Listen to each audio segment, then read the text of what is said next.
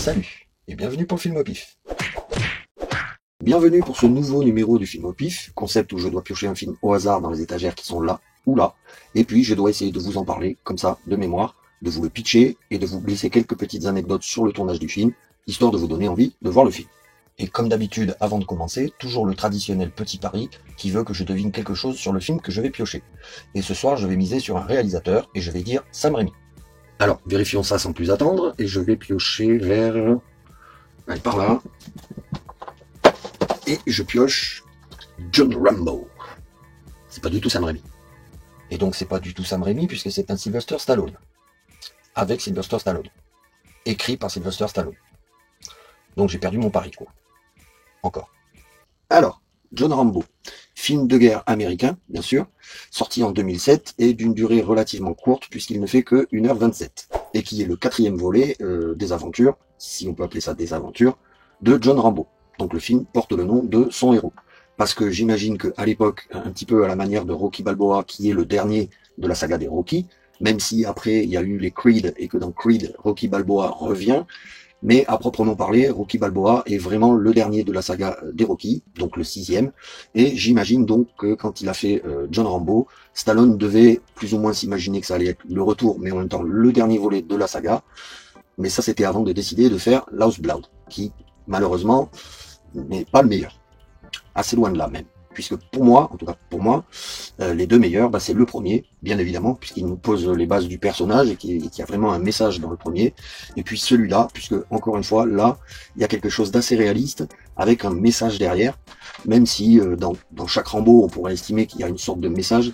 Mais bon, moi je trouve que le 2, le 3 et le dernier, c'est surtout pour profiter d'un filon et faire tout péter, quoi. Mais dans celui-là, il y a quand même quelque chose qui fait un peu retour aux sources, un petit peu comme dans Rocky Balboa par rapport au premier, même si j'avais déjà trouvé que le 5e Rocky ramenait un petit peu aux sources du premier. Le 6, c'est clairement dans la veine du premier Rocky, donc pour moi c'est les deux meilleurs, le premier Rocky et le 6, donc Rocky Balboa, où il y a vraiment beaucoup d'émotions de la part du personnage. Et là, dans celui-là, on a un petit peu ce retour aux sources aussi, puisque là, on pourrait faire sauter le 2 et le 3, et passer du premier au 4e, et s'arrêter là, et ce serait parfait, en fait. 4e volet de la saga des Rambo, donc, qui confirme le bon retour en forme de Sylvester Stallone à l'époque, après le succès de Rocky Balboa, puisque c'est certainement l'un des épisodes les mieux notés et les mieux critiqués après le premier. Film écrit, réalisé et interprété bien sûr par Sylvester Stallone, qui reprend son rôle plus de 20 ans après le numéro 3, qui, il me semble, est sorti en 86 ou 87, quelque chose comme ça. Mais bien entendu, il n'est pas tout seul dans le film, ce serait compliqué, et donc on va avoir un casting qui est essentiellement composé d'acteurs qu'on a pu voir dans pas mal de séries, à commencer par l'actrice principale qui s'appelle Julie Benz, et qu'on a pu voir dans beaucoup de séries télé, comme par exemple Buffy contre les vampires, ou son dérivé Angel. On a aussi pu la voir dans Dexter, mais on a aussi pu la voir dans quelques films, comme notamment Pour le pire et pour le meilleur avec Jack Nicholson, ou encore Punisher de Warzone. Voilà, qui était pas mal d'ailleurs. Moi j'avais bien aimé ce Punisher-là, avec le regretté Ray Stephenson, qui nous a quittés il n'y a pas très longtemps.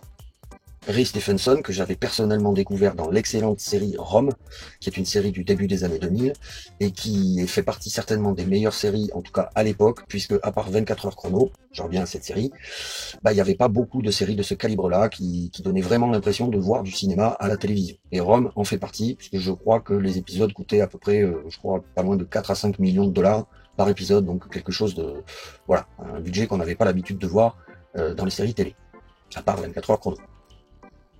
Et pour revenir au casting de John Rambo et rebondir sur la série 24 heures chrono, on va aussi avoir l'acteur Paul Schultz, qu'on avait donc pu voir dans la série 24 heures chrono, puisqu'il jouait, pour ceux qui s'en souviennent ou qui connaissent, le personnage de Ryan Schuppel. Donc un personnage hautement détestable, auquel on finissait pourtant par s'attacher jusqu'à la saison 3. Mais là, dans Rambo, pour une fois, il joue pas un personnage trop antipathique, même si au début un petit peu. Mais bon, en tout cas, il a des intentions assez louables dans le film, donc c'est un personnage que finalement on va apprécier. À la musique, on va avoir Brian Tyler qui va reprendre le thème original composé par Jerry Goldsmith et en faire une petite variation adaptée aux circonstances, puisque le film se passant plus ou moins en Birmanie, il va adapter ça avec une instrumentalisation, on va dire, locale, en quelque sorte. Donc un truc à base de flûte de Pan qui, même si ça peut faire un peu cliché, donne une musique très sympa et chargée en émotions. Le film va donc s'intéresser à un petit groupe d'Américains faisant plus ou moins partie de Médecins sans frontières, qui ont décidé de se rendre en Birmanie où il se passe un grave coup d'État, mené par un général désarmé, qu'on va dire plus que cruel, puisque le type, il a rien d'autre à faire que de massacrer une grande partie de la population locale, donc les paysans et tout ça, pour faire régner sa loi. Et quand je dis massacrer, c'est un faible mot, parce que c'est vraiment à base de jeu hyper sordide. Du genre, il va balancer des grenades et des mines dans un marais, et ordonner, sous la menace de mitraillettes, bien entendu, sinon c'est pas drôle, ordonner donc aux paysans de traverser en courant le marais, en espérant, pour son plaisir personnel, qu'ils vont marcher sur une mine et finir en mode steak haché. Et le truc, c'est que quand ils arrivent au bout sains et saufs, il leur ordonne de revenir et de retraverser dans l'autre sens. Donc, en gros, ils n'ont pas énormément de chances de s'en sortir. Et donc, ce groupe d'Américains ont décidé de se rendre sur place avec des vivres et des médicaments, histoire de venir en aide aux populations locales, mais de manière pacifique. Sauf que pour se rendre en Birmanie, c'est à peu près impossible. Donc, il va falloir qu'ils passent par les pays frontaliers, et notamment le Vietnam. Et c'est là qu'ils vont devoir faire appel à un passeur, pour passer par le fleuve, passeur qui n'est autre que John Rambo. Un John Rambo qui semble être revenu aux sources de ses propres traumatismes, puisque, a priori, il s'y est installé définitivement. Donc on oublie le retour aux États-Unis. Mais lorsque le groupe de Médecins sans frontières vont faire appel à ses services pour les aider à passer en Birmanie, John Rambo ne va pas avoir d'autre choix que de refuser, puisque comme il connaît bien la situation interne, il sait très bien que s'ils y foutent les pieds, ils reviendront pas. Donc il refuse, pour leur bien. Mais comme ils se sentent investis d'une mission et qu'ils ont l'impression qu'ils vont régler le conflit à eux tout seuls et de manière pacifique, ils vont quand même réussir à s'y rendre. Mais sans John Rambo, puisque lui, il a refusé de les y accompagner. Et donc, il va se passer ce qui devait se passer, puisqu'ils vont arriver dans un village et commencer à venir en aide aux locaux, en leur amenant des vivres, des médicaments, et en commençant à les soigner, jusqu'à ce que les hommes de l'armée du général, je sais plus quoi, déboulent dans le bled, et crament tout, et explosent tout le monde, y compris quelques Américains. Mais ils vont quand même capturer un ou deux Américains, histoire d'avoir un moyen de pression, et de s'amuser un petit peu, notamment avec la fille, jouée par Julie Benz. Donc là, notre petit groupe d'Américains idéalistes, ou en tout cas ce qu'il en reste, vont devoir faire face à la réalité et se rendre compte que le pacifisme a ses limites.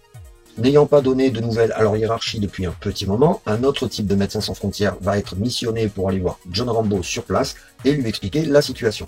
Et il va lui demander d'accepter, d'accompagner, ou en tout cas de faire passer un groupe de mercenaires américains, donc des types cette fois-ci formés à la guerre, pour aller secourir les autres qui se sont fait capturer par l'armée birmane. Rambo, se sentant un peu responsable de ce qui leur est arrivé, va accepter d'accompagner les mercenaires jusqu'en Birmanie, sachant très bien qu'à un moment donné, il risque de devoir intervenir. Et même si effectivement ce groupe de gars a l'air assez rodé à l'exercice, il va pas falloir longtemps à Rambo pour les analyser et comprendre qu'ils ont peu de chance d'y arriver, même s'ils jouent les gros durs. Et en effet, une fois sur place, le groupe de mercenaires va se rendre compte qu'ils viennent de mettre les pieds dans un merdier king size, dont ça va être compliqué de s'extraire. Puisque d'entrée de game, ils vont tomber sur un groupe de militaires en train de faire mumuse avec les paysans locaux, comme je vous expliquais un petit peu plus tôt. Ils vont donc se sentir obligés d'intervenir, parce qu'ils peuvent pas laisser faire ça, mais étant en sous-effectif, ils vont forcément finir par se faire prendre.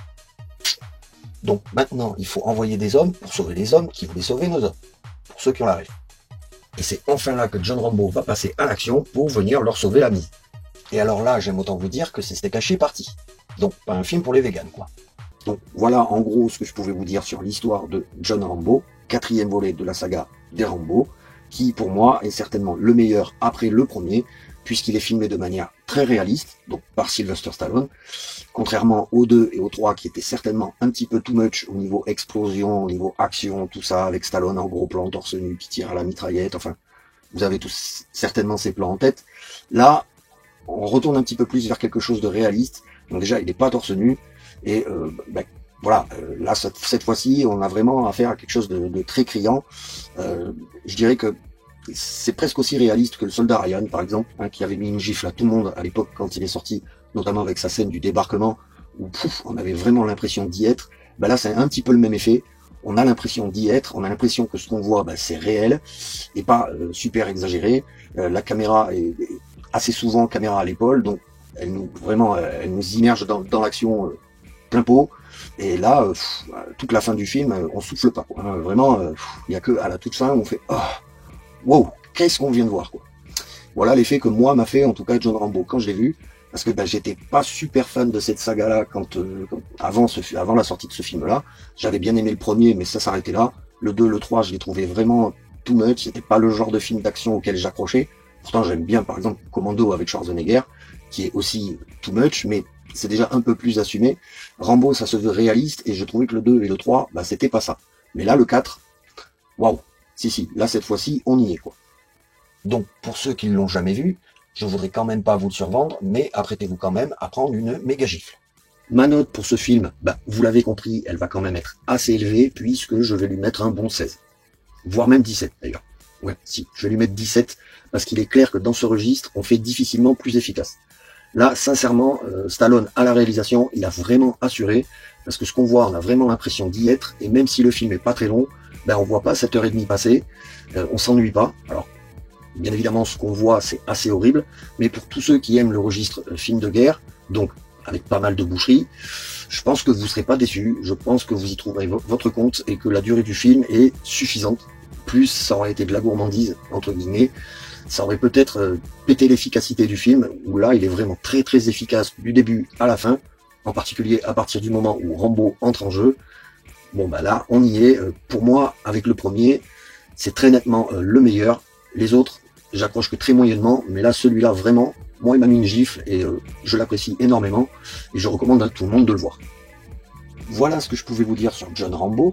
Alors, c'est vrai que j'ai pas énormément d'anecdotes de tournage à vous raconter sur ce film. C'est vrai que je suis un peu naze sur cette action. Mais bon, je crois que c'est pas la peine de vous raconter n'importe quoi juste pour le plaisir de parler. À la limite, autant vous renvoyer vers d'autres youtubeurs qui ont certainement mieux traité que moi le côté anecdote de tournage, si vous voulez en savoir plus. Et puis bah, le mieux, ça reste que vous fassiez votre propre opinion sur la qualité du film, sur la qualité de la réalisation de Stallone, qui est vraiment, pour moi, assez irréprochable, même sur son interprétation du personnage, où là il est vraiment très froid, glacial. On voit même pas transparaître les émotions, contrairement au personnage de Rocky, qui est plutôt un grand parleur. On l'a vu notamment dans le deuxième Rocky, où il parle beaucoup, puisque Adrian, elle, ne parle pas. Mais là, bon, ben Rambo, c'est vraiment, ça colle au personnage. Le mec est très froid. Bon, il laisse rien transparaître, même si on perçoit à travers ses yeux qu'il y a quand même des moments où il est atteint par la situation, bien entendu. Et puis, bah voilà, j'ai rien de plus à ajouter sur ce film. J'espère que cette vidéo vous aura donné envie de voir le film. J'espère que vous l'aurez apprécié. Si c'est le cas, n'hésitez pas à me le dire dans les commentaires. N'hésitez pas, encore une fois, à vous abonner, à liker, à partager. Et puis sur ce, il va me rester qu'à vous dire à bientôt pour un prochain numéro du Film au Pif. Tchou!